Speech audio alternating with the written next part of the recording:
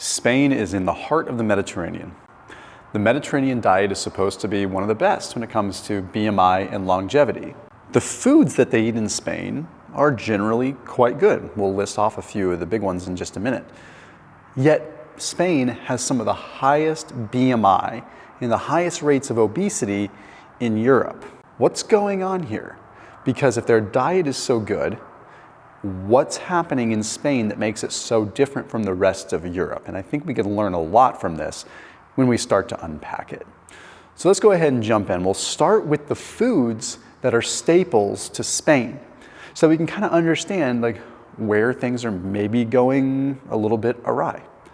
After today's video, I put a link down below for Seed Daily Synbiotic. That is a prebiotic and a probiotic in one capsule. So what that means is you're getting multi-stage delivery. You're getting a prebiotic that breaks down in your upper gut, in your upper intestine, in your stomach, your duodenum, etc. And then you have another capsule that's on the inside that breaks down further down. So this way you're getting proper colonization potentially, and you're getting the bacteria, the strains where they need to go. So I don't really recommend probiotics much because truthfully most of them are nonsense.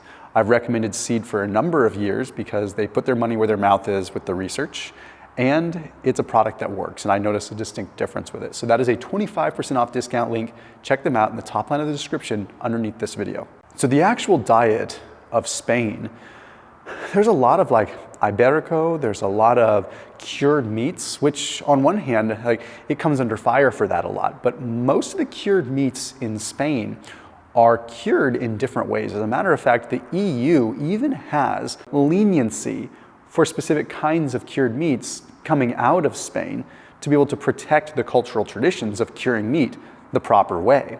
So for example, if you even look at biltong is like a form of sort of jerky. It has nothing to do with Spain, but if you look at South African biltong, in the United States, regular biltong can't even be sold. You're getting almost a different form of biltong than what you would get in South Africa, because you can't just cure meat out in the air and dry it, because that would pose a potential health risk. However, in Spain, some of these things can still occur, which is actually a better way to cure meat.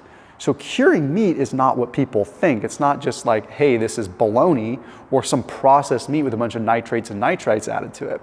Properly curing meat is putting salt on ham and letting it sit, right? And letting it actually cure, which actually makes it quite good. So I put that aside for a second because their meat is actually quite good. They use a ton of olive oil. That's still a primary fat for them. One of the best fats that we could consume. Lots of peppers. There's lots of literature supporting capsaicin. And I hope you're keeping track of these foods, because these are foods that you could really implement into your diet rather seamlessly. Adding peppers and paprika and spices makes a big difference in the overall appetite, but also even has an impact on the thermogenic effect of food. So might be something to pay attention to. They eat a lot of very specific fish, they eat cod. Cod is a big Spanish staple when it comes down to fish. And cod is one of the best quality proteins when it comes down to fish. Lots of shellfish, which is a little bit more unusual for some of the Mediterranean regions, a lot of shellfish, a lot of shrimp, and you're getting a lot of minerals coming from that. When you look at the Spanish diet, it's hey, this is pretty solid stuff and should contribute to a pretty lean overall physique. Chickpeas are also a big one too, not as prevalent in certain parts of Spain, but then eggs, of course, we know the famous Spanish omelet, probably one of the most well-known sort of ways to eat eggs in the world, the Spanish omelet. So with that, we're talking foods that are rich in monounsaturated fats, high protein. It's a little bit higher protein than other regions of Europe too. But then some of the things that I find particularly interesting is their cheese choices are really some of the best in the world. Lots of variations of goat and sheep cheese, which we're now seeing from the fatty acid profile are tremendous sources of good fats and specific saturated fats. Okay, so we have things like manchego, which is not as aged sheep cheese. Then we have roncal cheese. Roncal cheese is also a sheep cheese. So you're getting these different forms that are different ages. The list goes on and on, but there's one in particular called cabrales, which is goat, sheep, and cow, all mixed together and then aged in a very specific way, so it turns into this kind of veiny, blue-like cheese. And it's aged a particular way, and you're getting microbial effects of it, you're getting the different blends of proteins and the different blends of fatty acid that you're gonna get from sheep and goat and cow. The point is, When you look at like, okay, cured meats and cheese, like on the surface, you'd be like, yeah, no wonder they're obese, right? But when you actually understand the fatty acid profiles and the microbial effects and the peptide systems that are kind of happening as a result of eating these foods, the signaling devices, these are really good foods to consume. However, 25% of the Spanish population is obese. Okay, and that's according to the BMC Public Health Journal. So we're looking at pretty legit stuff here. Now, in general, obesity in Europe ranges anywhere from like 4% to 28% in men, and I think it's like 6 to 34, 36% in women. So pretty broad range. And you have like the eastern, the southern, that region of Europe has higher rates of obesity than say like the western and the Nordic regions. It's funny because you think Nordic region, you think these people are going to be more obese because it's cold and this and that. No, they're actually quite lean. It's when you get south where it's probably more good food available and more desirable places to live, where you're going to have concentration and urbanization that's going to occur.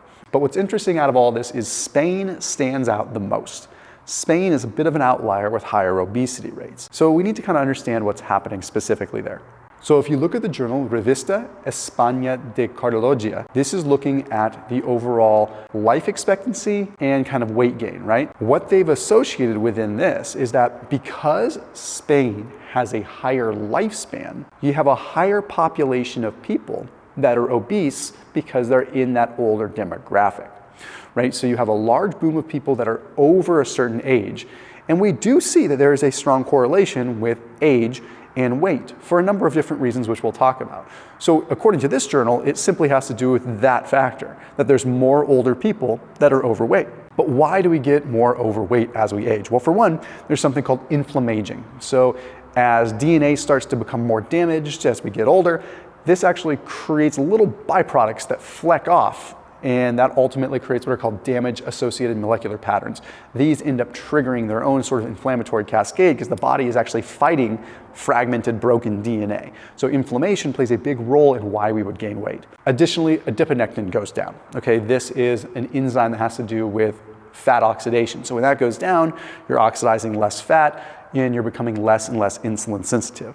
As you get older, leptin values go down too. So your relationship between being able to like regulate appetite and fat accumulation versus fat burning goes down as well. There's also, of course, good old-fashioned muscle loss. And then there's something called P53. Okay, P53 is normally a regulator of different cell proliferation, including adipose cells, including fat cells.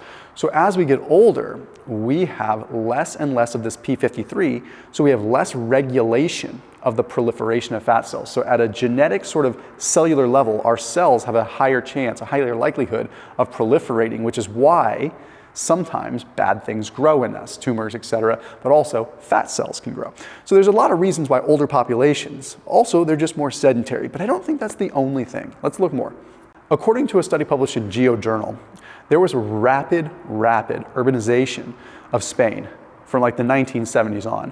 In less than 3 decades, Spain went from an agricultural industry, an agricultural country, to an industrial country. Like flat out, it just became that, which is really fast for that to happen. So it's not the fact that they are more urban than other countries in Europe.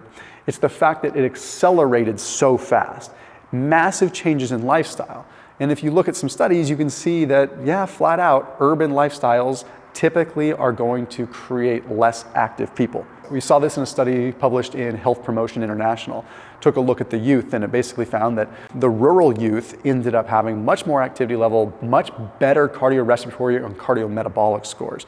So we see that, and we can say, okay, as something becomes more industrialized, even if it's a very pedestrian country compared to the US, compared to what it was, that would skyrocket things. Finally, one of the things we have to look at, there was a study published in 2022 that was in Nutrients. It found that Spain had some of the fastest, most rapid growth of ultra-processed foods. There was a 10.8% increase from the 90s till 2008. And it's estimated that it's hockey sticked even more, possibly even doubled until now. So we're seeing a lot of processed food coming in Spain, whereas you look in Italy, for example, we're looking like 4 to 6% processed food intake in general. Spain might be more like 20 or so. So even though in the grand scheme of things, Spain has a relatively decent BMI compared to a lot of places in the world, and definitely compared to America, in the Mediterranean, they're not doing too well because the urbanization, the ultra-processed foods. So it seems as though if Spain were to just kind of rely on those foods that I talked about at the beginning of this video, they'd have a much better chance of having some of the best BMI. Because interestingly enough, they have a very long life expectancy. So they're doing something well from a longevity perspective. We just need to kind of factor in how we can get the sedentary activity down a little bit more and maybe decrease the processed foods. So as always, keep it locked in here on my channel. I'll see you tomorrow.